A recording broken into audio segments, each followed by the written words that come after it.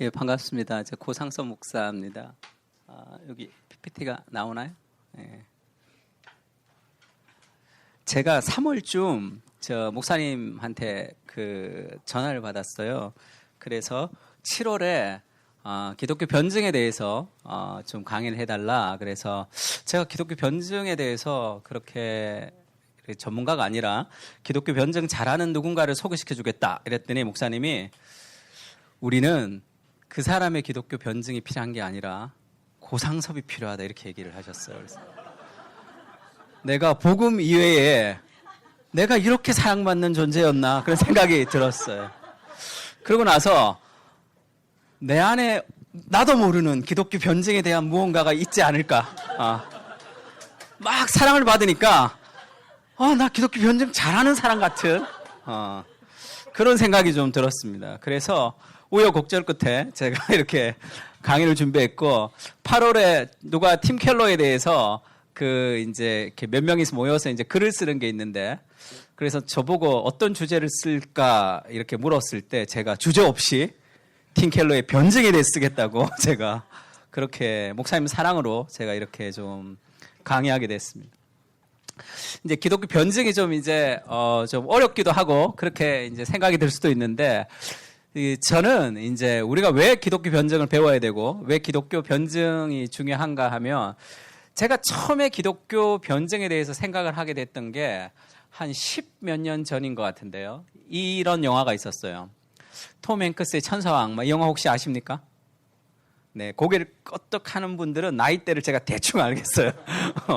어느 때쯤인지.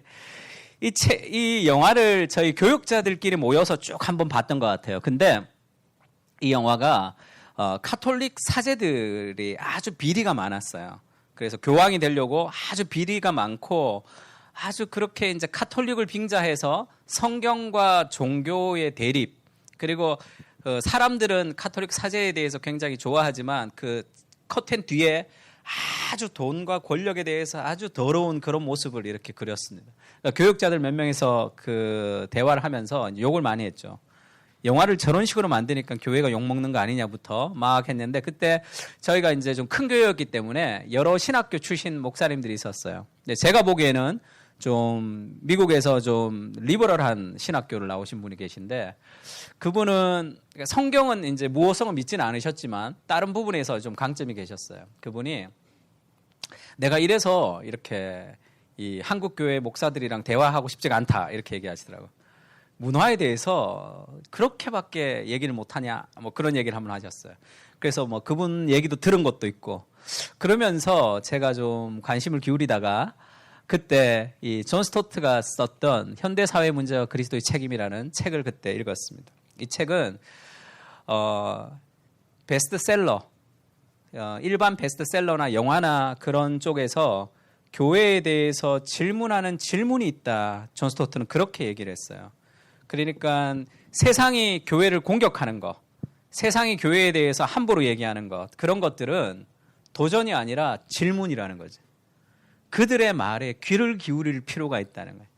잘 듣고 그 다음에 기독교적인 응답을 우리가 해줄 필요가 있다 해서 지금 낸 책이 이 책이었습니다. 그러면서 제가 천사 악마를 존 스토트의 책을 보고 다시 한번 영화를 봤어요. 다시 영화를 보고 내린 결론이 그 세상이 우리에게 질문을 하더라는 거예요. 왜 세상은 종교와 신앙을 떨어진 것으로 생각하는가? 왜 과학과 종교라는 것은 이 상치된 것으로 생각하느냐? 그 교회에 대한 욕으로 듣지 않고 그렇게 들리더라고요. 그러면 과학과 종교라는 것, 성경과 과학이라는 것을 어떻게 조화를 시키면서 우리가 응답해야 될지에 대한 질문에 대한 해답을 찾아야 되겠다. 그런 생각이 좀 들었습니다. 그래서 복음 안에서 은혜에 감격이 있는 사람들은 다른 사람들의 말에 귀를 기울일 수 있겠죠. 그래서 기독교 변증을 배워서 토론하고 변증하고 그 사람을 복음으로 막 이렇게 막 변화시키고 그런 것이 아니라 세상의 말에 귀를 기울일 수 있는 그런 여유와 그런 관대함이 생기는 거죠. 그게 변증에 대해서 내가 알면 알수록 훨씬 더 넓은 마음을 가지고 살아갈 수 있습니다. 사실 기독교 변증을 배워서 그것으로 변증을 통해서 사람들이 예수님을 영접하진 않아요. 예수님을 영접하는 것은 성령께서 역사하시는 것이기 때문에 기독교 변증에 대해서 우리가 여러 가지 질문과 대답들을 알고 있을 때 우리는 훨씬 더 관대하게 사람들을 대할 수 있습니다. 그런 관계성을 통해서 우리는 더 많은 사람들을 예수님께 인도할 수 있는 그런 도구도 된다, 그렇게 생각합니다. 고린도후서 10장 5절 같이 한번 읽을까요? 시작. 하나님을 아는 것을 대적하여 높아진 것을 다 무너뜨리고 모든 생각을 사로잡아 그리스도에게 복종하게 하니. 기독교 변증에 대한 책을 좀 읽었는데 대부분의 이 구절이 나와 있는데, 이걸 어떻게 생각하면 안 되냐면 하나님보다 높아진 이것들의 생각을, 세상의 생각을 내가 사로잡아서 예수의 이름으로 탁 이렇게 굴복시켜서 모든 생각을 사로잡아 그리스도 발 앞에 탁 이렇게 복종시키겠다 생각하면 잘못된 거죠. 이미 예수님이 온 세상의 주인이시고 내가 그런 짓 하지 않아도 예수님이 다 주인이시죠. 이것은 내 안에 있는 모든 생각을 사로잡아서 그리스도의 주재권 안에 둔다라는 그런 의미가 더 강합니다. 그래서 우리가 기독교 변증을 배우고 공부해야 되는 이유는 일단 내 안에 주님이 되시는 그런 영역들을 만들어가는 거죠. 그래서 기독교 변증이란, 같이 읽을까요? 시작. 우리 자신의 신앙을 견고히 세워주는 거예요. 우리가 알수록 우리 자신에 대한 신앙이 견고하게 섭니다.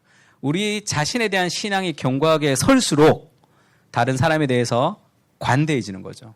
훨씬 더 많이 관대해질 수 있습니다. 베드로전서 3장 15절 같이 읽을까요? 시작.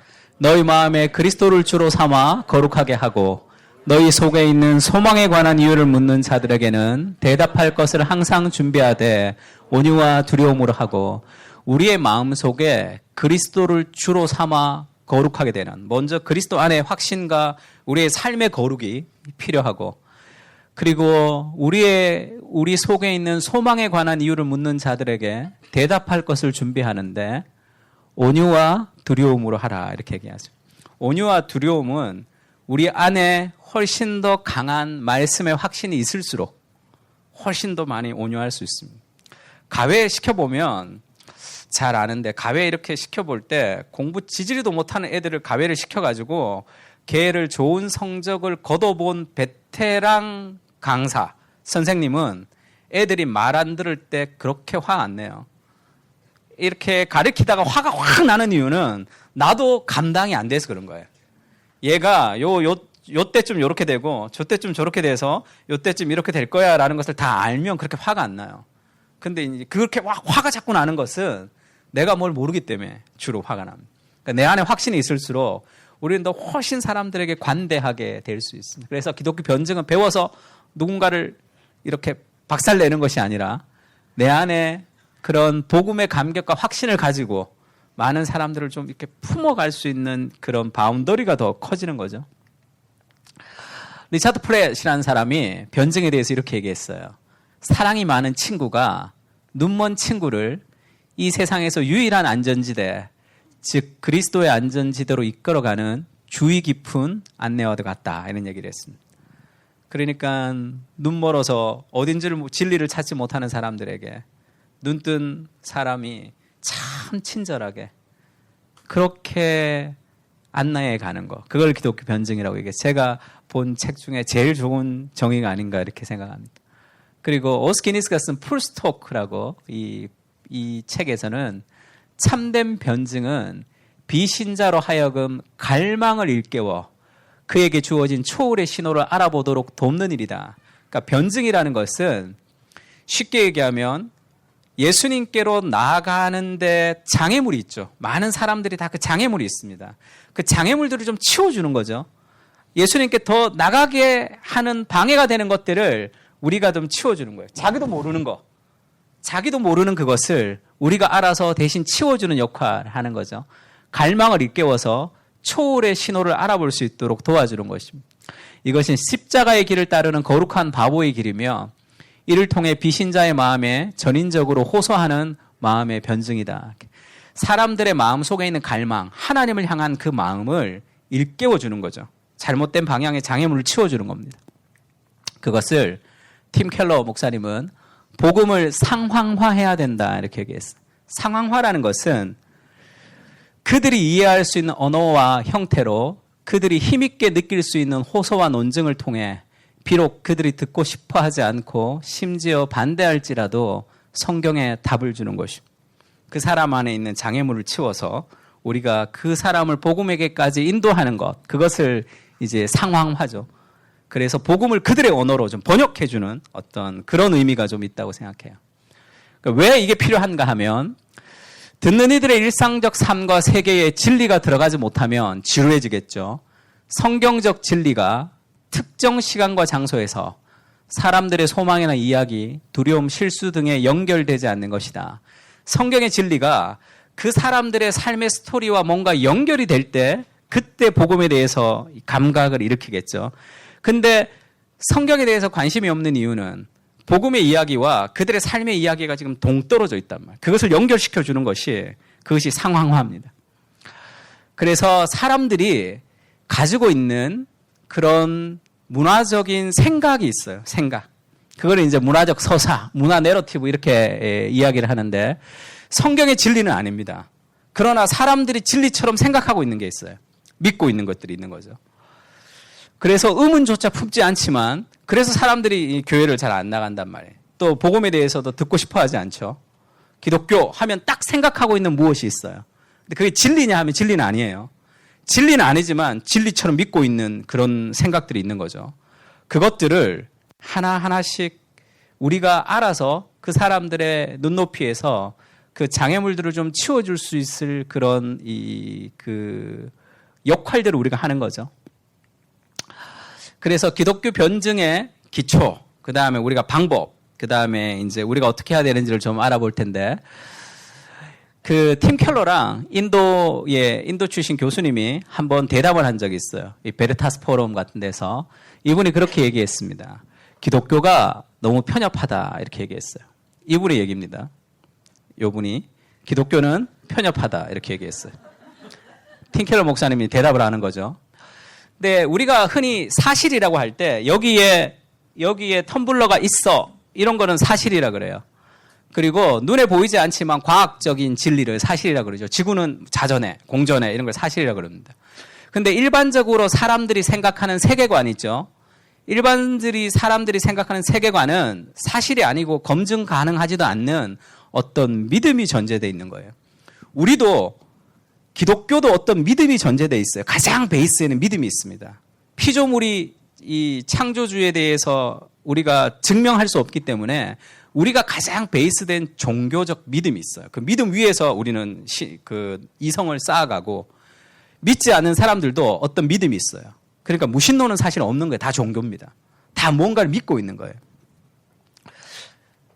기독교에는 어떤 믿음이 두 가지 전제되어 있냐면 우리는 하나님이 계신 것을 인간이 증명할 수는 없습니다. 그래서 하나님이 거기 계시다는 것을 일단 믿는 거예요. 그래서 하나님이 거기에 계시다. 그것을 우리가 하나님의 존재를 믿고 하나님이 계신 것을 믿기만 하면 안 되죠. 우리가 죄로 인해서 하나님을 알 수 없기 때문에 하나님 계셔도 우리에게 알려주지 않으면 우리가 하나님을 알 수 없습니다. 그래서 하나님이 거기에 계시고 거기서 우리에게 말씀해 주신다. 그게 계시죠. 그래서 우리가 믿는 전제는 두 가지가 있어요. 하나님이 거기 계시고 거기 계시면서 우리에게 말씀해 주신다라는 두 가지 전제를 우리는 믿고 그러니까 그게 뭐죠? 거기서 말씀해 주시는 게 계시잖아. 그게 성경이죠. 그래서 우리가 성경을 믿음으로 성경을 삶의 기초로 세우고 살아가는 사람들이 그 기독교 신앙을 가진 사람들이죠. 그 프란시스 셰퍼가 쓴 책 중에 거기 계시는 하나님, 거기 계시면서 말씀하신 하나님에게 우리가 가지고 있는 두 가지 전제다 이 얘기를 하고 있어요. 그러면 믿지 않는 사람도 어떤 전제가 있는 거죠. 그 진리가 아닌 뭔가를 믿고 있어요. 믿지 않고서는 태어나면서부터 기독교는 편협해 이렇게 태어난 사람이 없잖아. 그걸 모르고 태어나는 거죠. 근데 살다 보니까 기독교는 편협하다라고 생각이 들어온 거잖아요. 그건 어디서 들어왔냐는 거죠. 그것도 다 믿음이에요. 믿음. 사실이 진리가 아니니까. 기독교는 편협하다라고 생각하는 사람의 믿음은 진리는 하나가 아니야라는 게 있는 거죠. 진리가 하나면 뭐 그게 기독교일 수도 있고 아닐 수도 있지만 기독교가 편협하다는 것은 왜 너네 종교만 맞다고 그러느냐, 왜 다른 종교를 틀렸다고 하느냐라는 생각이 있는 거잖아요. 그러니까 기독교는 편협해 이렇게 얘기할 때 그 사람의 베이스에는 진리는 하나가 아니야, 진리는 여러 개야라는 믿음이 있는 거죠. 그럼 그건 어디서 온 거냐는 거죠. 그거는 증명할 수 있냐면 증명할 수 없습니다. 그거는 믿음이에요. 우리가 성경을 믿듯이 그들은 자기의 무언가를 믿는 거죠. 근데 그것이 어디서 왔는지는 자기들도 몰라. 그걸 이제 목사님들이 알려주죠, 이제. 그거는 중세의 어떤 철학에서 왔는데, 이렇게 목사님들 설교에서 배우는 거예요. 그러니까 태어나면서는 몰랐지만, 지금 가지면서 기독교에 대한 여러 가지 반감들은 다 진리가 아닌 어떤 종교심이 있어요. 종교심. 근데 우리는 진리는 하나라고 믿고 그 사람은 진리가 하나가 아니라고 믿는데, 우리는 근거가 있죠. 성경입니다. 성경적인 근거가 있지만 그러면 진리는 하나가 아니야 라고 생각하는 사람들은 근거가 없어요. 왜 그런 생각을 하는지 자기도 잘 모릅니다. 그냥 그렇게 믿는 거예요. 그러니까 사실 그 계급장 떼고 1대1로 합리성 대 합리성으로 붙여놓으면 기독교가 훨씬 더 합리적이고 말이 되죠.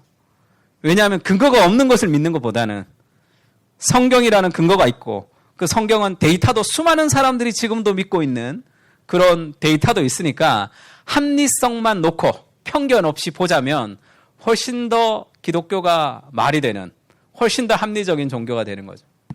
왜 그러냐 하면 하나님이 합리적인 존재이기 때문에. 하나님 모순이 없어요. 성경에서 우리가 모순처럼 보이는 것이 있죠. 그러나 모순이 아닌 거잖아요. 인간의 인식의 한계에 불과하지 하나님이 모순되지 않습니다.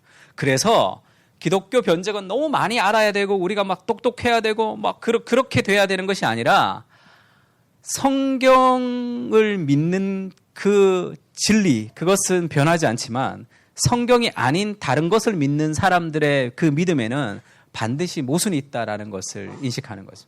그게 진리가 주는 확신입니다. 그러니까 성경을 믿지 않는 사람은 다 어떤 믿음이 있는데 어디서부터 왔는지 몰라요. 근데 그 믿음이 어떤 거는 성경적이고 어떤 거는 성경적이지 않습니다. 일반 은총이라고 있죠. 일반 은총이 있으니까 일반 은총 중에 하나님이 주신 그 일반 은총 중에 어떤 걸 믿으면 그거는 성경과 비슷해요. 근데 또 어떤 거는 성경과 비슷하지 않단 말이에요. 그러니까 이 자체적인 모순이 이제 사람들에게 늘 있는 거죠. 그 안에 모순. 우리는 모순이 없습니다. 성경을 믿기 때문에. 내 마음을 믿지 않고. 그래서 진리가 주는 삶의 확신을 좀 가져야 돼요. 믿지 않는 사람들과 만날 때, 내가 모르는 분야에서 토론할 때도 마찬가지입니다. 그 안에 있는 모순성을 좀 드러내줄 필요가 있고 내가 가지는 삶의 확신성이 있는 거죠. 그래서 팀 켈러는 그렇게 얘기해요. 기독교가 편협하다 이렇게 얘기할 때 그 사람한테 그렇게 얘기합니다. 맞습니다. 기독교는 편협하지. 왜? 기독교가 제일 맞다고 생각하고 다른 건 틀렸다고 생각하니까 기독교가 편협하다. 근데 너도 편협하다. 너도 네가 가지고 있는 종교관, 그것이 기독교보다 더 낫다고 생각하니까 기독교는 편협하다 이렇게 얘기하죠. 근데 본인은 편협한지 잘 몰라. 너도 편협하지. 왜냐하면 네가 가진 종교관이 기독교보다 더 우월하다고 생각하니까 기독교는 편협해 이렇게 얘기하니까. 그럼 나도 편협하고 너도 편협하다. 그렇게 되고 이제 그렇게 1대1로 만들어 놓고 그러면 너가 생각하는 그 생각은 어디서부터 왔느냐? 내가 생각하는 생각은 어디서부터 왔느냐 하면 훨씬 더 합리적이죠. 그래서 많은 사람들은 자기도 모르지만 어떤 모순을 가지고 살아간다고 생각하면 맞죠. 그래서 그것을 좀 알면 우리가 가지는 그 변증에 대한 확신이 있고 편안하고 또 그 사람들이 가지는 그런 것에 대한 모순성들이 늘 있다는 것을 알 때 우리가 그 사람들을 좀 더 편안하게 대할 수 있어요. 막 소리 지르고 싸울 필요도 없습니다. 이 반틀이라는 사람이 이 변증학을 강의할 때마다 칠판에 그렸다는 건데 이 크리스찬들은 이게 하나님이에요. 하나님과 인간이 연결돼 있다. 넌 크리스찬들은 따로 떨어져 있는 거예요. 그러니까 우리는 하나님을 의지하면서 생각하니까 모순이 없지만 넌 크리스찬들은 그냥 자기의 이성을 갖고 생각하니까 모순이 있다는 거예요. 이걸 조금 더 명확하게 하면 이 그림이 되는데 이 그림 제가 별로 쓰고 싶지 않았는데 마치 2단 그림 같죠? 느낌에. 아무도 그렇게 얘기하지 않는데 늘 이걸 꺼낼 때마다 마치 이단이 그린 그림 같아. 빨리 넘기겠습니다. 일단 이렇게 연결돼 있고 우리는 이 사람들은 이 어떤 믿음이 자기의 이성과 그냥 합리성과 이렇게 연결돼 있다는 거예요. 그래서 모든 인간의 이성은 한계가 있습니다. 진리가 아니기 때문에. 이 원불교인데 저는 성경이 계시의 종교가 아니었으면 저는 원불교를 믿었을 것 같아요. 제가 어릴 적부터 생각했던 건데 사람이 태어나고 죽고 또 태어나잖아. 돌잖아. 꽃이 피고 꽃이 지고 또 꽃이 피잖아. 아침에 해가 뜨고 해가 지고 또 돌죠. 세상에 돌지 않는 게 없어요. 세상은 돌고 도는구나. 관찰을 통해서 인생의 통찰을 가질 수 있는 끝판왕이죠. 세상을 잘 관찰해 보니까 인생은 돌고 돌아요. 그러니까 윤회를 믿을 수밖에 없죠. 이게 관찰을 통해서 아무리 중요하게 생각해도 그것은 명확하지가 않단 말이에요. 왜냐하면 내 생각일 뿐이니까. 성경은 그렇게 얘기하잖아요. 성경은 계시의 종교라고. 그래서 내 생각과 달라도 그것이 맞는 거죠. 그것이 가지는 삶의 확신이 있습니다. 그렇지 않으면 내 생각이 맞다면 그걸 어떻게 믿어요? 내 생각이 확실하지가 않는데 그걸 어떻게 믿고 어떻게 살아갑니까? 내 생각과 다르지만 성경이 절대 진리가 주는 삶의 자유가 있는 거죠. 내가 원불교 찾았더니 요즘은 이런 얘기가 있어. 모두가 은혜입니다. Gospel is everything. 팀 켈러의 교회에 있는 그 문구가 요즘 원불교도 이렇게 나온다는 걸 제가 처음 알았습니다. 성경이 계시가 아니었으면 정말 갈 뻔했어요, 제가. 모두가 은혜니까. 그러니까 우리가 생각하는, 그러니까 우리가 변증을 할 때, 우리가 기독교를 믿을 때 계시가 주는 확신이 있는 거죠. 내가 틀릴 수도 있고 내가 잘못될 수도 있지만 하나님의 계시가 명확하기 때문에 그것을 따라 살아갈 때 내 삶이 가지는 삶의 안정감이 있습니다. 믿지 않는 사람들은 늘 불안해요. 그 말이 확신 있게 얘기하지만 치고 들어가면 확신이 없는 삶에 불안이 있습니다. 그래서 더 큰 소리 치고 있는 거죠. 그래서 그것을 계시 의존 사색이다 그렇게 얘기합니다. 나는 하나님의 생각을 따라서 생각한다. 이것이 우리가 주는 그 확신이죠. 우리는 계시를 의존해서 사색할 때 주는 삶의 안정감이 있어요. 그것을 누려야 된다고. 그래서 우리가 기독교를 변증한다 할 때 그 전제가 있어야 돼요. 우리가 가지는 하나님의 말씀의 합리성, 그리고 사람들이 가지는 어떤 얘기를 해도, 교회에 대해서 어떤 얘기, 성경에 대해서 어떤 얘기를 해도 그 사람들 생각 속에 있는 삶의 모순성이 있다는 것을 좀 알아야 돼요. 그래서 기독교를 어떤 종교인지를 많이 이야기하는 것도 중요하지만 처음에는 그 사람들의 이야기를 잘 듣고 질문을 통해서 그 사람들의 여러 가지 생각들을 좀 흔들어 줄 필요가 있습니다. 삶의 모순성, 내가 이게 모순되는구나라는 걸 깨달아야지 복음을 받아들일 수 있는 확률이 많죠. 그래서 기독교 변증의 방법은 첫 번째 yes, no, 그 다음에 또 yes예요. 한번 따라해 볼까요? yes, no, yes. 순서. 거꾸로 해도 앞으로 해도 다 똑같죠. 네. 첫 번째 yes는 문화 속으로 들어가는 거예요. 그 사람들에게 존중과 공감을 할 필요가 있습니다. 은혜의 기본 개념이 뭐냐면 은혜라는 것은 내가 행위로 받은 게 아니죠. 똑똑해서 받은 게 아니잖아요. 나는 그냥 구원을 얻었잖아요. 나보다도 공부 잘하는 애도 있는데 공부 못하는 내가 그냥 구원을 얻은 거죠. 나보다도 윤리적으로 더 착한 사람이 있는데 윤리적으로 못한 내가 은혜로 구원받은 거죠. 그래서 은혜의 구원은 다른 사람이 나보다 낫다는 것을 늘 인정할 수 있는 구원이죠. 행위의 구원은 안 그렇잖아요. 내가 1등에서 구원을 얻었으면 다른 사람보다 잘해서 구원을 얻었지만 내가 아무것도 하지 않았는데 예수님이 나를 구원해 주셨기 때문에 세상에 있는 많은 사람들은 나보다 더 똑똑하고 나보다 더 도덕적이고 나보다 더 괜찮은 사람들이 더 많단 말이에요. 그래서 은혜는 기본적으로 나보다 남을 낮게 여기는 거죠. 근데 은혜 받았다는 그것이 교만으로 이어지면 그것은 은혜와 완전히 다르게 되는 거죠. 누가 그런 얘기를 하더라고요. 세리와 바리새인의 기도에서 바리새인은 나 잘났다, 11조 했다 그렇게 얘기하잖아요. 세리는 나는 죄인입니다 이렇게 얘기하잖아요.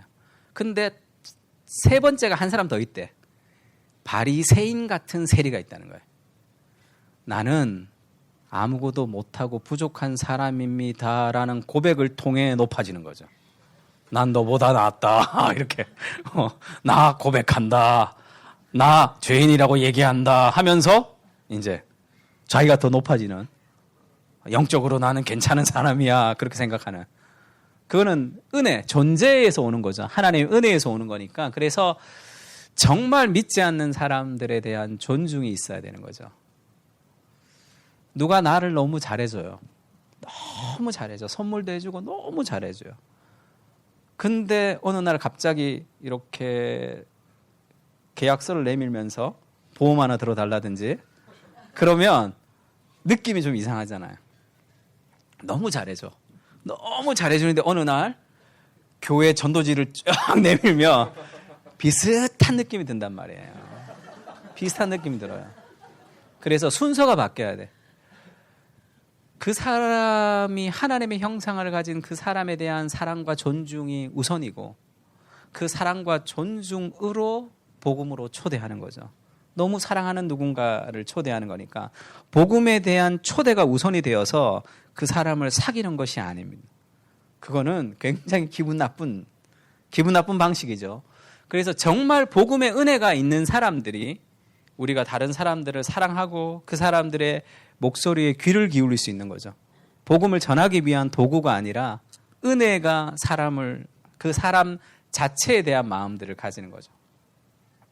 특히 별로 다른 사람들이 좋아하지 않는 성격적으로 모난 사람. 회사에도 그런 사람 많죠. 교회 안에도 많다는 그런 얘기가 있던데. 예.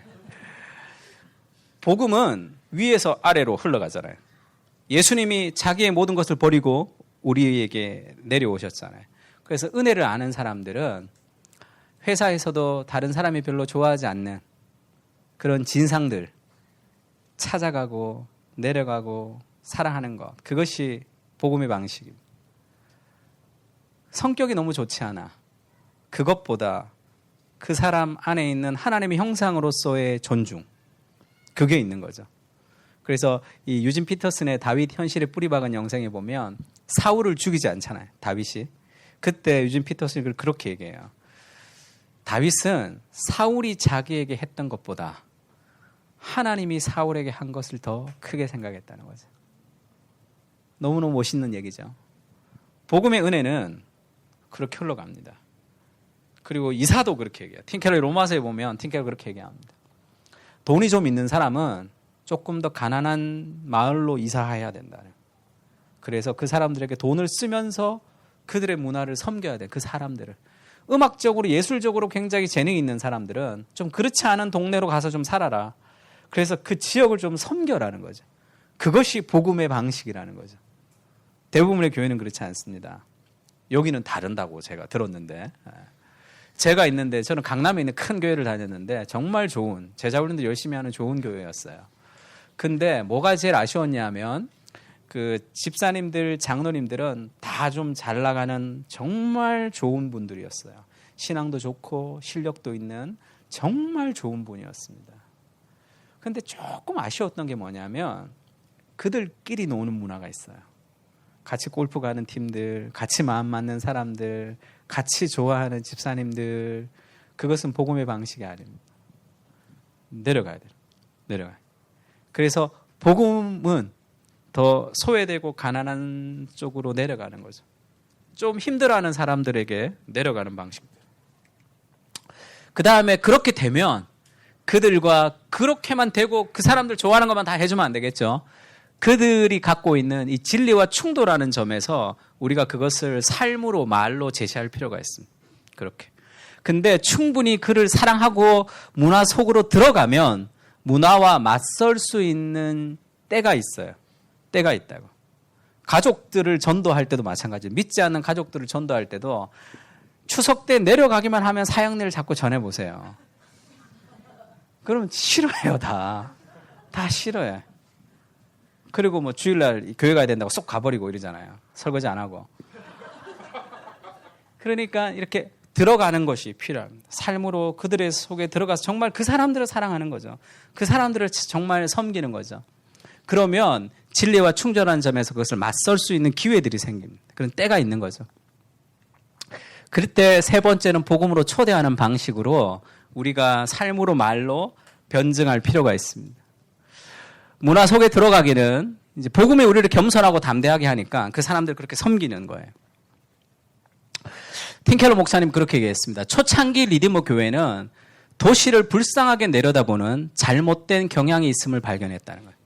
우리는 산 위의 도시니까, 우리는 세상의 빛이니까 내가 빛 좀 비춰주지 이런 생각을 했다는 거예요. 내가 세상에 나가서 내가 좀 뭔가를 좀 주지. 그게 구약에 나오는 이스라엘이죠. 우리는 특별해. 우리는 선택받았어. 우리가 선택받은 건 먼저 선택받은 거죠. 다른 사람들을 섬기고 다른 사람들을 세우고 그렇게 약한 자들을 돌보면서 모든 사람이 다 하나님의 백성이 되기 위해서 먼저 선택을 받은 건데 나만 선택받았다고 생각한 거죠. 그래서 초창기 리디머 교회도 그랬던 것 같아요. 우리 교회는 세상을 섬기는 교회야. 이렇게. 그래서 세상을 내려다봤다는 거죠. 그것이 잘못되었다는 거예요. 이처럼 우리가 도시의 구원자인 양 여기는 것은 해로운 생각이다. 왜 사람들이 기독교를 그렇게 싫어하죠? 두 가지죠. 기득권 그리고 이기적이다 이렇게 얘기하잖아요. 그러니까 사람들 믿지 않는 사람들이 교회 다니는 사람들과 대화할 때 제일 싫어하는 것 중에 하나는 내가 뭔가를 알고 너는 뭔가를 모른다라는 그런 무시를 깔고 들어가는 경우가 많죠. 정말 그들을 공감하고 정말 눈먼 자를 인도하는 그런 낮아짐이 없이 그런 고자세가 있단 말이에요. 또 하나님에 대해서 막 그렇게 나쁜 얘기하면 뭐 하나님을 저주했으면 좋겠고 막 그러잖아요. 벼락 맞았으면 좋겠고 그런 생각이 있잖아요. 우리는 겸손히 같이 읽을까요? 시작. 우리는 겸손히 도시와 사람들을 존경하며 배워야 한다. 이것이 복음의 은혜입니다. 복음의 겸손이에요. 복음은 존재 자체가 겸손이잖아요. 하나님 앞에 죄인됨을 깨닫기 때문에 정말 내가 죄인이라고 깊이 깨달으면 그것이 곧 겸손이죠. 다른 사람들을 존중할 필요가 있습니다. 아, 나 다른 사람 좀 존중해야지. 이건 교만이라고 얘기했죠. 그건 교만입니다. 내가 정말 죄인됨이라는 깊은 자각이 있으면 다른 사람들을 존중할 수밖에 없어요. 그래서 도시로부터 뉴욕이라는 도시, 이 죄악된 도시, 더러운 도시, 악한 도시, 우리가 기도해서 변화시켜야 될 도시 그렇게 되면 이게 변증이 안 된다니까요. 제가 아는 그 친구 중에 전도사 때 그 한때 유행했죠. 한때 그 맥마너스라는 목사님이 나이트클럽에서 그 이머징 철치를 해서 한국에도 나이트클럽에서 예배 드리는 게 유행했어요. 그것만 유행했어요. 그냥 그것만 따라했어요. 무늬만. 그래서 나이트클럽에서 청년들 모아서 막 예배를 드렸는데 예배를 드리면서도 한국의 청년들은 이거 좀 이상하다는 거예요. 나이트클럽에 찬양하는 게 이상하다는 거야. 그 친구도 이제 전도사 때 그걸 처음 맡아서 막 했는데 좀 이상했나 봐요. 그래도 우리는 세상을 변화시키고 이 악의 축들이 이 악한 세상을 막 그렇게 기도했는데 나이트클럽 사장이 그걸 본 거예요. 그래서 이제 한 달에 한 번씩 돈 주러 들어가야 되죠, 사장 앞에. 그러면 이렇게 깍두기들이 쭉 있잖아요, 거기는. 깍두기들이 쭉 있고 칼을 이렇게 치면서 돈 주러 이렇게 딱 갔더니 전사님, 우리가 악이야? 이렇게 얘기하더라고요. 아닙니다! 이렇게 아닙니다! 이렇게 돈을 갖다 바치고 왔다는 그런 얘기를 제가 들었습니다. 내가 기분 나쁘려고 그랬는데 매주 청소하는 게 마음에 들어서 이렇게 하는 거야. 이렇게 해서 아마 몇 달 안 가고 다시 교회로 돌아왔다는 얘기를 제가 들었습니다. 네. 그런 방식은 안 돼요. 그런 방식이 아니고 정말 그 사람들로부터 배울 수 있는 정말 나보다 남을 여기는 그러니까 참된 기독교 변증이라는 것은 복음의 은혜로부터 시작하는 거죠.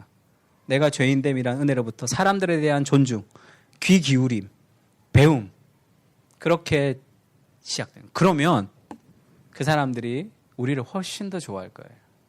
우리가 믿는 예수님을 훨씬 더 좋아합니다. 시대 요구에 부응하는 기독교라고 셰퍼가 그렇게 얘기했어요. 모든 영역 위에 예수님의 주권이기 때문에 우리가 해야 될 것은 이렇게 얘기하죠. 넉넉한 연민을 요구하고 질문에 답하는 것은 고단한 일이다. 동정심을 갖고 경청하는 것부터 시작해라. 사람들의 말을 좀 들어야 돼. 그들이 무엇이 걸림돌이 되는지 그것을 잘 듣고 그것을 함께 아파하고 함께 고민하는 것이 필요합니다. 제가 오카노 목사님이랑 국제제자훈련에서 처음 사역했는데 제가 옥 목사님 사진 찍은 걸 막 찾아봤는데 잘 없더라고요. 그래서 이거 작년에 제가 음보 포럼 할 때 제가 찍었습니다. 이렇게. 예. 같이 찍은 것 같죠? 위에만 자르려고 그러다가 제가 예. 누가 닮았다 그랬는데 별로 기분이 좋지는 않더라고요. 제가 처음 제자 훈련을 인도할 때인데 옥 목사님이랑 회의를 한번 했어요. 그래서 저희 대표 목사님이 우리 상섭 이번에 제자 훈련 처음 시작합니다 이렇게 얘기하니까 은퇴한 제자 훈련의 대가가 제자 훈련을 처음 시작하는 전도사에게 무슨 말을 할까? 정말 기대했죠. 이렇게 얘기했습니다. 야, 말 많이 하지 마라. 뭐야 이거 나는 그렇게 줘. 제가 제자 훈련을 한 10몇 년 하고 알았어요. 이게 진리구나. 소그룹을 잘 인도하려면 말 많이 해서는 안 돼. 그게 무슨 말이냐면 사람들을 경청하고 듣는 거죠. 제가 어릴 적에는 좋은 질문을 가지고 가서 사람들에게 좋은 질문을 던지면 사람들이 막 그것을 얘기하는 줄 알았어요. 좋은 질문은 좋은 경청에서 온다는 것을 나중에 알았습니다.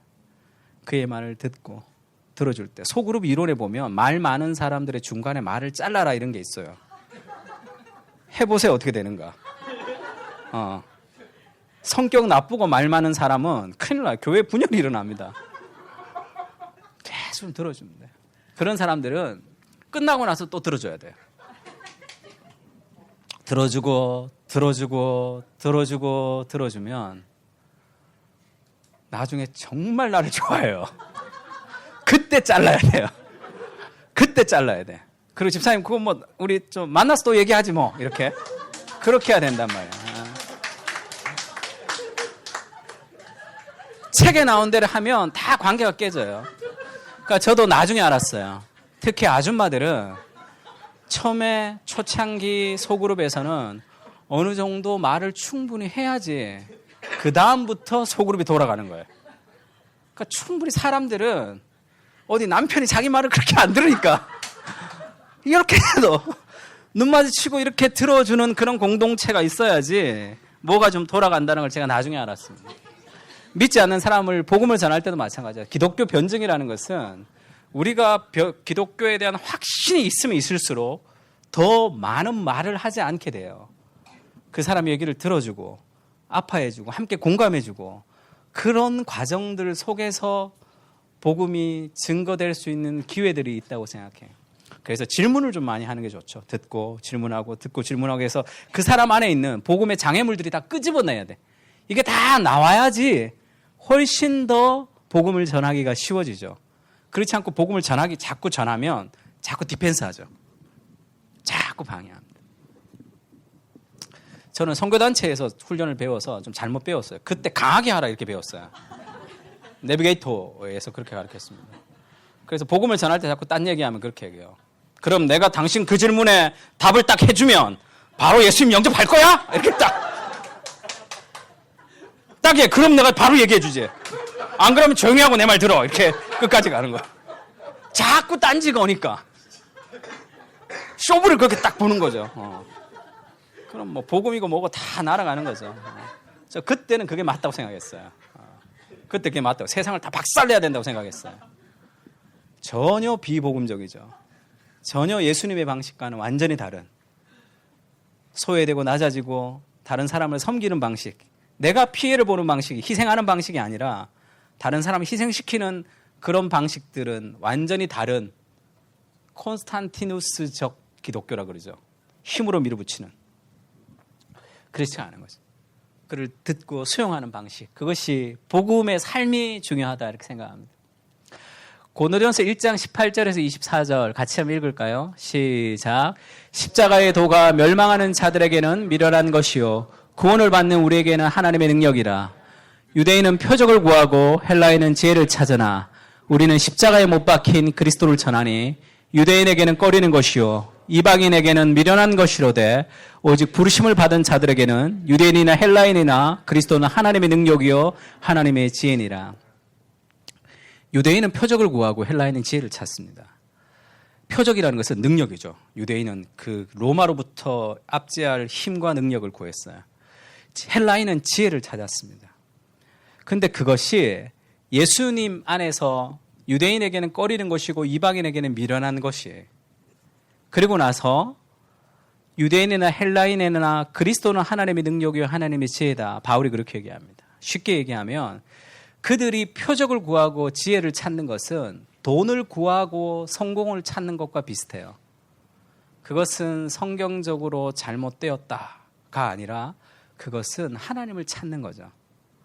그러니까 유대인이 표적을 구하고 헬라인이 지혜를 찾는 것은 잘못 찾는 거지만 그들이 궁극적으로 찾는 것은 하나님이죠.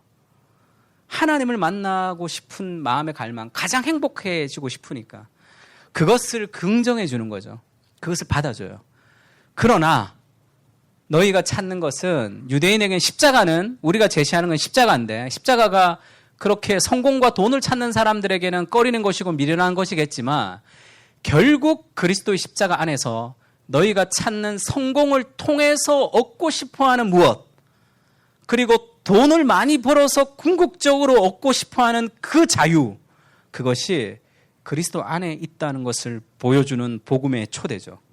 그러니까 그들이 찾고 있는 수많은 질문들 그들이 잘못 찾는 많은 것들을 그거 하나님을 찾는 거니까 그것을 수용해주고 그들과 함께 걸어가 주면서 그것이 잘못되었다는 것을 우리의 삶과 말로 제시하면서 그리고 궁극적으로 그들이 찾는 것이 그리스도 안에 있다는 것을 제시해 주는 거예요. 그것이 복음의 초대입니다. 그것까지 안 되면 그냥 싸우고 마는 거예요. 체스스톤이 창녀촌의 문을 두드리는 사람은 천국의 문을 두드리는 것과 같다 이렇게 얘기했습니다. 하나님이 저쪽에 있으면 알코올, 마약, 술은 우리는 다 이쪽에 있다고 생각하는 거예요. 그래서 하나님께 가야 되는데 알코올, 술, 마약으로 이쪽으로 가는 거예요. 그러니까 이것을 그렇게 가지 마. 하나님께 가. 더 기도해. 더 말씀 봐. 이런 금욕의 종교가 되면 자기의 감정과 싸워서 이길 수 없는 거죠. 그게 아니라 우리가 술을 찾고 마약을 찾고 성의 문을 두드리는 것은 하나님을 찾는 거예요. 궁극적으로. 근데 하나님께 안 가고 여기서 만족하는 거예요. 머물러 있는 거죠. 그게 안타까운 거죠. 저기까지 가야 되는데. 그래서 존 파이퍼 기독교 희락주의자 이렇게 자기는 디자이어링 갓을 얘기하면서 기독교 희락주의자라는 이 단어가 제가 이해가 잘 안 됐어요. 그래서 제가 이종규 목사님 처음 알게 된 게 제가 전화를 한번 드렸습니다. 목사님, 존 파이프 좋아하시죠? 존 파이프 좋아한다고 어디서 들었어요, 제가. 그래서 존 파이프 좋아한다. 나는 존 파이프가 전혀 이해가 안 된다. 존 파이프가 뭐 오해하고 있지 않나. 그러니까 목사님이 아주 친절하게 존 파이퍼부터 조나단 에드워드 천지창조의 영광까지 이렇게 다 이렇게 다 눈에 선한 어떤 그런 느낌이 있으신 것 같은데 그걸 쫙 얘기해 주셨어요. 이렇게 안 오시고 이렇게 가시죠. 너무 박학해서 이렇게 예. 그래서 제가 존 파이프를 다시 봤습니다. 그러니까 다시 알았어요. 존 파이프가 기독교 희락주의자로 해서 크리스찬 헤도니스트 기독교 쾌락주의자로 번역해 더 정확하죠. 자기는 기독교 쾌락주의자예요. 왜? 기독교는 쾌락의 종교. 기독교는 쾌락을 추구하는 종교죠. 왜냐하면 우리가 추구하는 쾌락, 우리가 추구하는 행복, 가장 궁극적인 행복은 하나님 안에 있잖아요. 그래서 디자이어링 갓이죠. 왜냐하면 하나님을 딱 만나면 술이고 마약이고 성이고 이런 것들이 더 이상 나에게 만족을 주지 않고 더 큰 만족이 있으니까. 그러니까 그것도 막 잘못된 거야 그렇게 비판하는 것이 아니라 그것을 긍정해 주는 거죠. 그들이 죄로 가고 있는 그것까지도 하나님을 찾고 있는 거죠. 그래서 C.S. 루이스가 그렇게 얘기합니다. 현대인의 사고에서 자기 자신의 행복을 추구하고 행복을 만끽하기를 바라는 것이 나쁘다는 인식이 있다면 칸트나 스토아 학파의 사상이 스며든 것이지 기독교 신앙의 일부는 아니라고 생각한다. 기독교는 행복을 만끽하는 종교라는 거죠. 복음서는 당당하게 약속하는 보상, 즉 엄청난 보상을 생각하면 같이 한번 읽을까요? 우리 주님은 시작.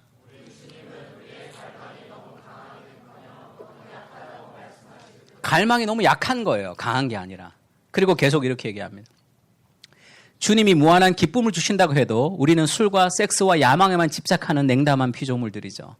마치 멋진 해변에서 휴일을 보내자고 말해도 그게 무슨 뜻인지 상상하지 못해서 빈민가 한 구석에 모여 앉아 진흙파이나 만들며 놀려고 하는 철없는 아이와 같다. 같이 읽을까요? 우리는 시작. 우리는 너무 쉽게 만족하는 것. 그러니까 그들이 찾는 갈망, 그들이 찾는 것은 궁극적으로 하나님을 찾는 것이에요. 그래서 그런 것들을 다 받아주는 거죠. 왜냐하면 그들이 잘못 찾을 뿐이지, 중간에서 머물 뿐이지, 그들은 정말 하나님을 찾고 또 찾는 사람들이잖아요. 그래서 우리가 그런 사람들에게 내려가고 그런 사람들을 만나고 그런 사람들과 친구가 될 수 있는 거죠. 그들이 궁극적으로 하나님을 찾는데 중간에 머무르고 있으니까. 그래서 사람의 제일 되는 목적이 소요리 문답에 보면 하나님을 영광스럽게 하는 것, 그것이 우리의 기쁨과 연결되어 있는 거죠. 우리의 즐거움은 하나님 안에 있는 거죠.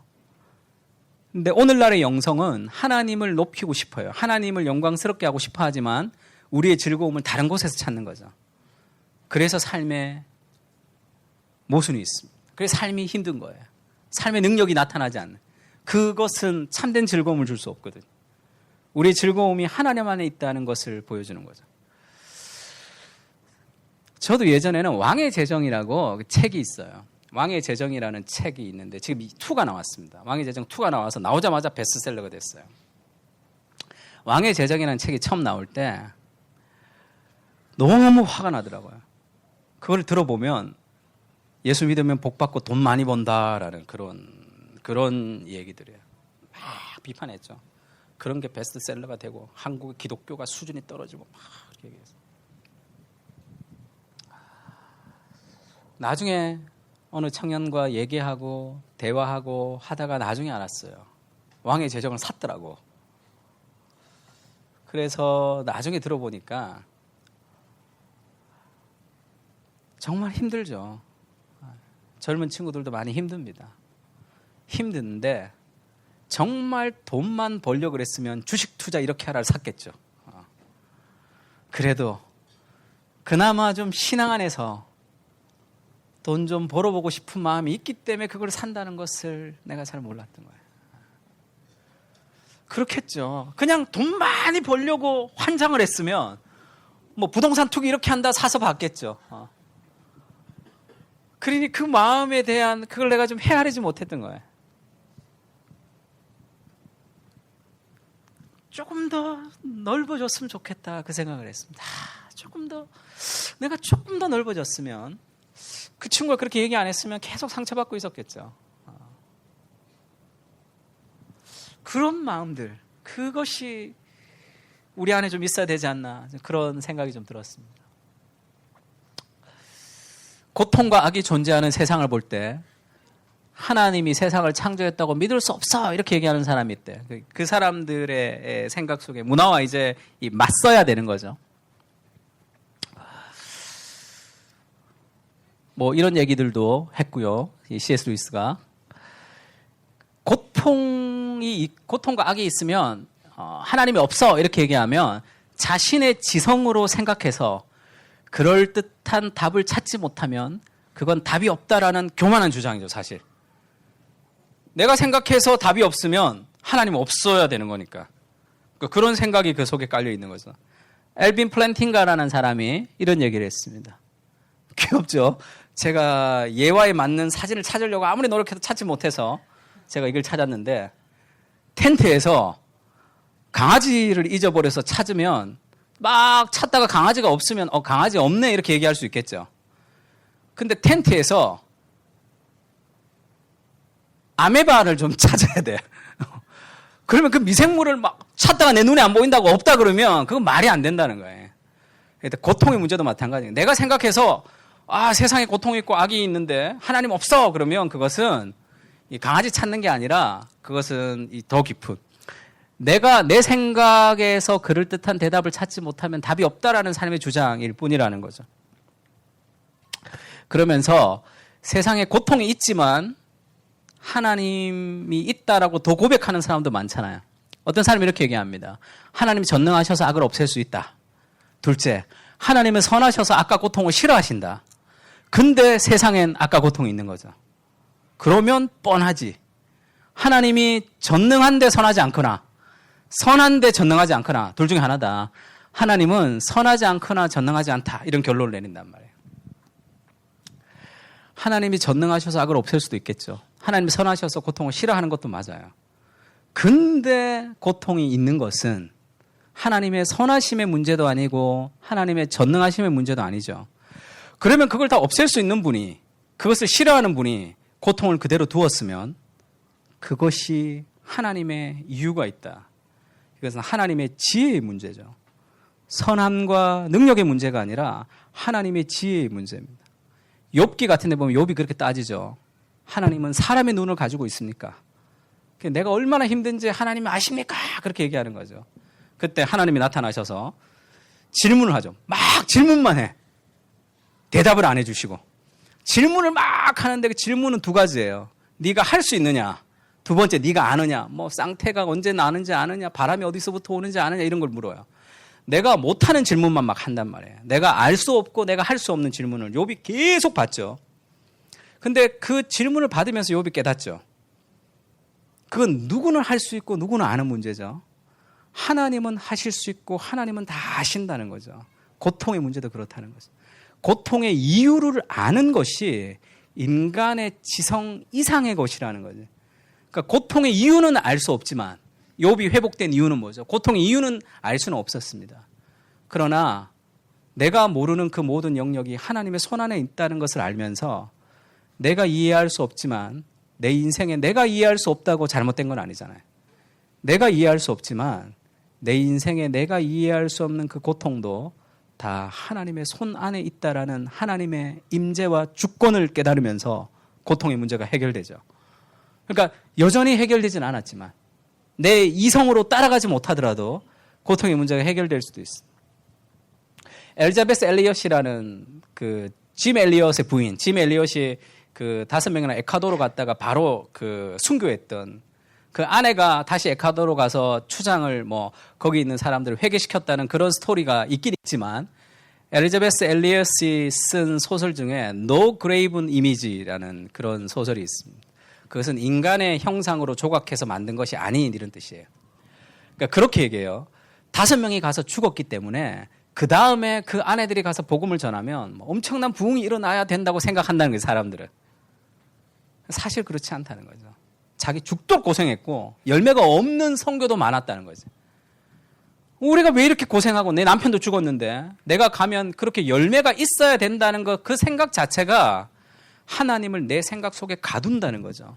하나님은 야성의 하나님. 하나님은 내 생각 속에 가둘 수 없는 하나님. 그래서 도무지 이해할 수 없는 그 고통 때문에 하나님의 하나님이 되심을 더 찬양하면서 그렇게 소설이 되는. 그 소설은 어떤 선교사가 열심히 일했는데 선교적 열매도 없고 망하면서 끝이 나요, 소설이. 그래서 그 사람들이 편지를 많이 보냈답니다. 이런 소설은 반드시 없어져야 된다고. 어디 그럼 뭐 그렇게 그럼 우리 하나님이 그런 사랑의 하나님이 지금 어떻게 됐단 말이야? 막 사람들이 막 욕을 많이 했대요. 근데 그게 소설이 아니라 엘리자베스 엘리엇의 간증이에요, 사실. 자기가 열매 없는 선교를 많이 했거든. 그러면서 왜 우리는 그걸 생각하느냐는 거죠. 그러니까 No Graven Image. 인간이 만들어 놓은 하나님이 아니라 내가 이해할 수 없는 고통 때문에 더 하나님을 신뢰할 수도 있는 거죠. 그러니까 내가 고통과 악을 이해할 수 없다고 하나님이 잘못된 것은 아닙니다. 그렇지 않은 예들도 많으니까. 저도 한번 이런 얘기 들은 적 있어요. 연대 커뮤니케이션 학과 다니는 자매가 와서 저한테 그렇게 얘기하더라고요. 목사님, 저희 학교에서는 전도 못 하겠대요. 왜 그러냐 그랬더니 교수님이 저렇게 얘기했다는 거예요. 포스트 모던 시대에 종교를 강요하는 것은 폭력을 행사하는 것과 같다고 얘기를 해버려, 수업 시간에. 그러니까 교회 가자 그러면 야, 폭력 행사하지 마. 폭력 행사하지 마. 그런다고. 교수님, 쟤 자꾸 때려요. 이렇게 얘기하고. 그러니까 전도 못 하겠다는 거예요. 제가 그렇게 얘기했습니다. 동네 아저씨가 술 먹고 얘기한 거면 괜찮다. 근데 너네 교수님이 저렇게 얘기한 것은 그거는 있을 수 없는 일이다. 포스트 모던 시대에 종교를 강요하는 것은 폭력을 행사하는 것과 같다고 했을 때 그 교수님의 마음속에 있는 포스트 모던 시대의 정의라는 것은 절대 진리는 없는 시대죠. 절대 진리가 없는 시대에 절대 진리를 얘기하면 안 된다, 그 마음을 갖고 있잖아요. 그러면 절대 진리가 없는 시대에 절대 진리를 얘기하면 안 되는데 자기는 포스트 모던 시대에 종교를 강요하는 것은 폭력을 행사하는 거라는 절대 진리를 얘기해버리잖아. 그러니까 포스트 모던이 가지는 문제가 뭐냐면 포스트 모던이라는 것은 절대 진리가 없는 거야 라고 말하면 모순이 돼버리는 거죠. 절대 진리가 없는 거야 라는 게 절대 진리잖아요, 그게.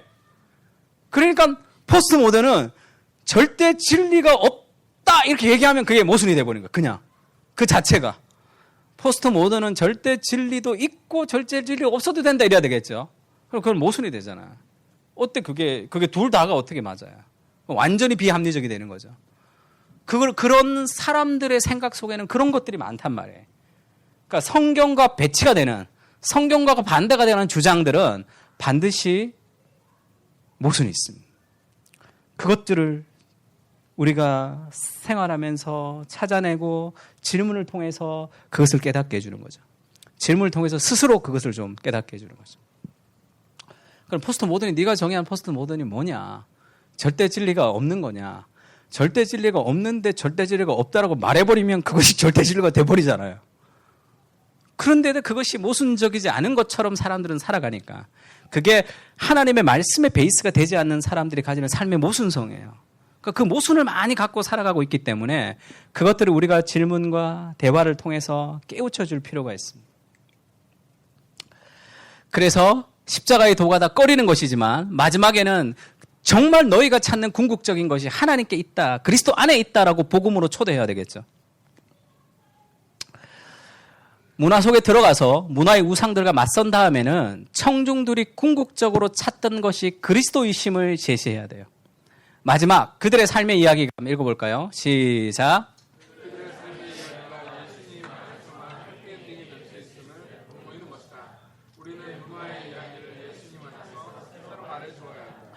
정말 궁극적으로 찾던 무엇, 그것이 그리스도 안에 있다는 것을 알려줄 필요가 있습니다. 팀 켈러 일과 영상에서도 그런 얘기가 나오죠. 우리가 직장에서 일하는 것은 일반 사람들이 일하는 것과 동기가 달라요. 우리는 남들에게 인정받지 않아도, 그리고 내 안에 떳떳하지 않아도, 내가 실력으로 탁월해지지 않아도 그 모든 내가 그것을 통해서 받는 성취와 성과와 인정을 그리스도 안에서 이미 다 받은 거죠. 그리스도 안에서. 내가 잘하지 않아도 그 이미 다 받았기 때문에 우리는 인정이 없어도 열심히 일할 수 있다는 거예요. 우리는 박수가 없어도 열심히 일할 수 있는 거죠.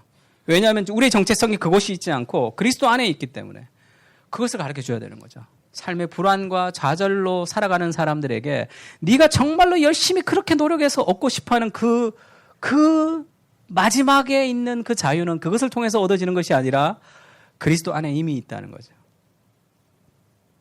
그걸 어떻게 그 사람들이 알 수 있을까?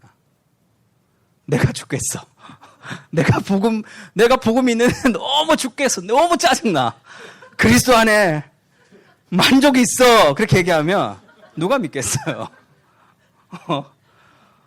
이거 돈 없어 죽겠고, 뭐 없어 죽겠고, 내가 너무 죽겠어.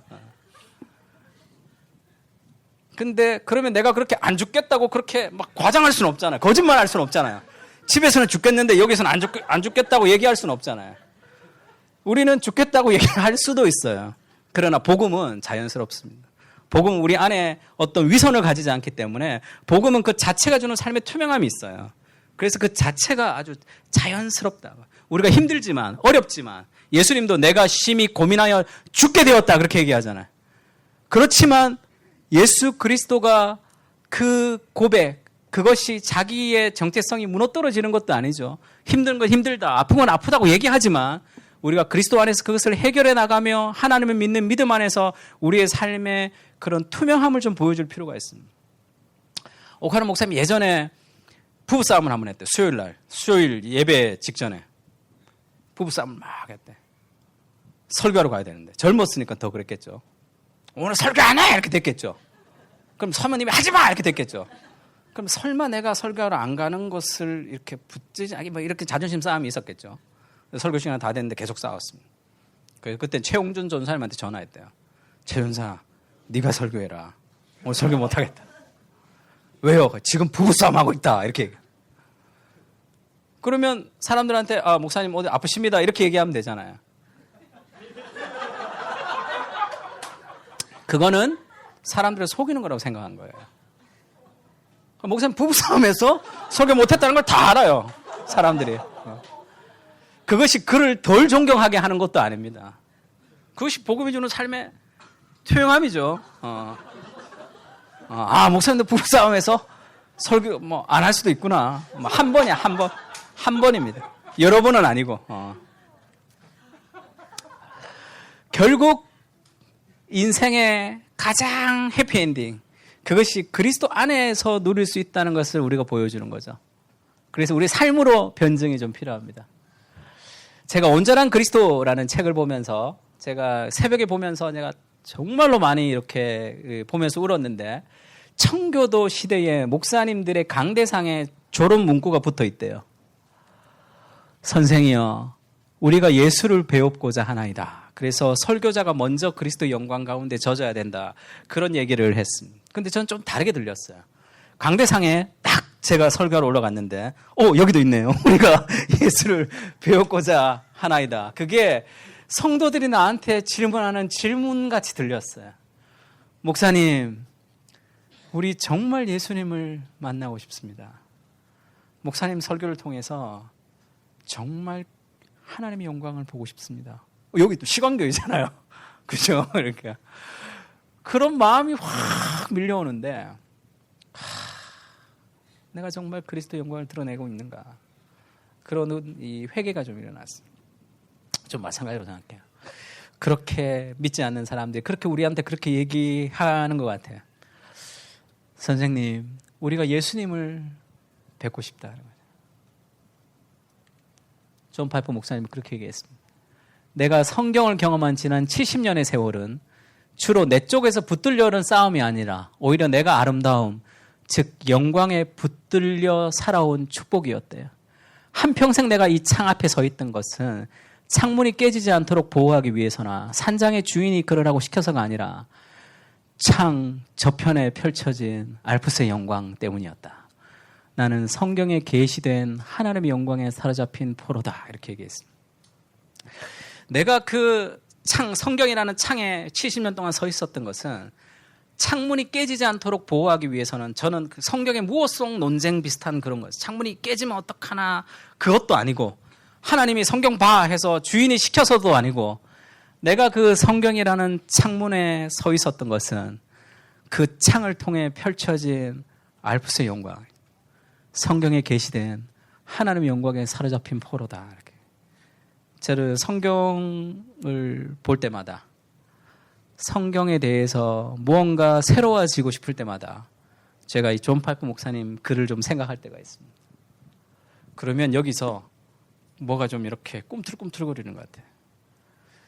정말 하나님의 영광에 사로잡힌 정말 말씀을 누리고 그 말씀을 따라 인생은 힘들지만 하나님 나라의 소망을 가지고 살아가는 사람들의 삶이 그것이 강력한 삶의 변증이 되는 거죠. 그들과 내가 전혀 다른 점이 없다면 그건 우리가 복음에 맞설 수가 없습니다. 우리가 하나님의 지식이라고 할 때 하나님은 자신을 아는 지식이 있어요. 그걸 동련적이라 그렇게 번역을 했는데 하나님은 자기의 존재와 자기를 아는 지식이 다 똑같다는 거예요. 우리는 우리를 다 모르죠. 근데 하나님은 자기 자신을 다 아시는 거예요. 그게 하나님의 지식이에요. 신지식. 두 번째는 세상을 아는 지식이 있어요. 세상을 아는 모든 지식은 다 하나님의 것이죠. 하나님이 창조하셨으니까. 누가 노벨 물리학상을 받았어요. 그럼 하나님이 아이고 어디 이런 걸 나도 모르는 걸 네가 어떻게 알았냐 이렇게 얘기 안 하죠. 다 하나님이 아는 건데 우리가 몰랐던 것을 발견하는 거잖아요. 그러니까 세상에 있는 모든 지식은 다 하나님은 다 그 지식을 모를 수가 없죠. 근데 이거를 조금 더 정확하게 얘기하자면 하나님이 자기를 아는 지식 속에 세상을 아는 지식이 다 들어가 있는 거죠. 하나님은 온 피조 세계의 지식을 다 안다고. 이것이 연결돼야지. 그러면 우리가 세상을 아는 것은 하나님을 좀 더 알아가는 거죠. 자연과학은 하나님이 만드신 세상을 조금 더 알아가는 거. 인문과학은 하나님이 만드신 인간을 조금 더 알아가는 거잖아요. 그러면 우리가 각자의 직장이나 각자의 학문이나 각자의 영역에서 우리가 세상을 바라보는 그런 어떤 지식들은 하나님을 조금 더 알아가는 거죠. 제가 어느 프로그램, 토크하는 프로그램을 봤는데 목사님 나오신 거죠. 목사님 팬이라 늘 스토커처럼 보고 있는데 제가 공부가 무엇입니까? 누가 그렇게 질문했어요. 공부가 무엇입니까? 이렇게 질문하니까 야, 공부가 무엇입니까? 그 질문에 이런 대답을 할 사람이 참 몇이나 될까 싶을 정도로 목사님이 예배다 이렇게 얘기했어요. 공부하는 것은 하나님을 예배하는 것이다 이렇게 얘기했어요. 아무 설명도 없이 그렇게 끝이 났습니다. 그래서 와, 사람들이 이거 어떻게 이해할까? 내가 그렇게 생각했는데 공부하는 것은 하나님을 예배하는 것이죠. 왜? 내가 그렇게 사랑하는 하나님을 조금 더 알아간 삶의 영역이죠. 그래서 우리는 하나님을 알아야 돼. 성경을 알고 교리를 알고 그것을 열심히 배워야 되고 그것을 내가 있는 삶의 영역에서 그것을 하나님으로 연결시켜야 됩니다. 반티르 그런 얘기했어요. 1 더하기 2가 2라는 수학적 진리라고 생각하는 수학 교사와 1 더하기 1이 2라는 것이 하나님의 합리성으로부터 나왔다고 생각하는 수학 교사는 다르죠. 수포자를 안 만들겠죠. 너 그래갖고는 영어에 점념해. 이렇게 얘기 안 하겠죠. 하나님의 합리성을 못 배우니까. 그래서 수포자 안 만들려고 열심히 가르치겠죠.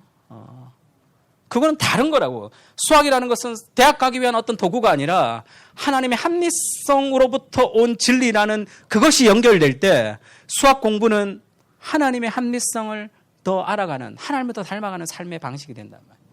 그렇게 자꾸 연결시켜서 성경의 언어를 같이 읽을까요? 시작. 성경의 언어를 자신의 언어로 번역하는, 내 삶에서 그런 번역들이 많이 있어야 됩니다. 그래서 저는 목사님은 코치와 감독 같다고 생각하고 선수들이 그것을 필드에서 승리를 해야 되는 거죠. 좋은 감독, 최우수 감독상은 누가 타는지 알아요? 전략이 훌륭한 감독, 덕장, 지장 다 필요 없어요. 선수가 우승하면 그 감독이 상 타는 거예요. 누가 어떤 목사님이 제일 좋은 목사, 설교를 잘하는 목사님?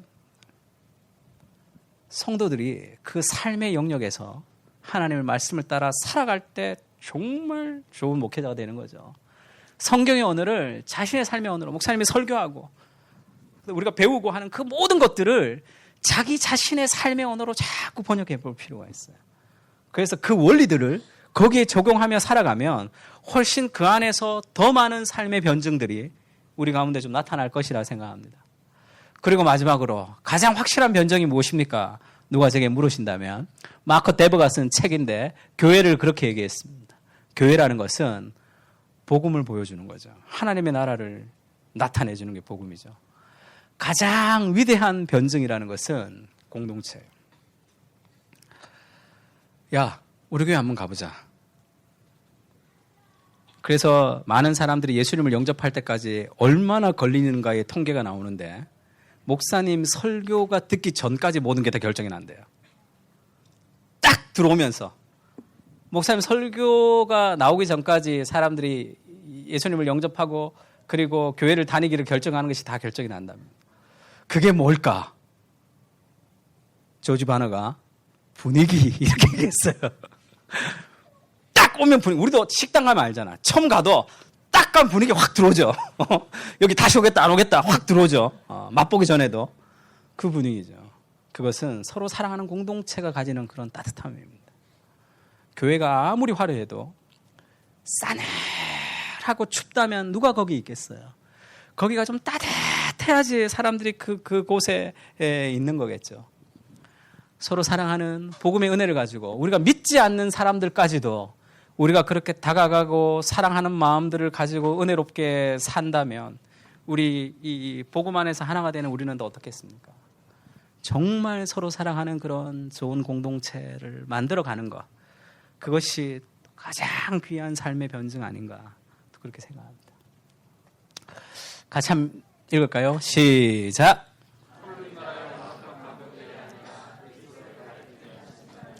완벽해질 수는 없지만, 우리는 부족하지만 그래도 연약한 우리를 통해서 하나님 나라가 저기 있다라고 가르쳐주는 나침판으로 하나님 우리를 세우셨다.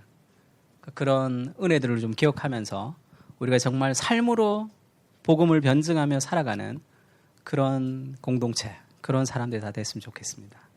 한번 기도하겠습니다.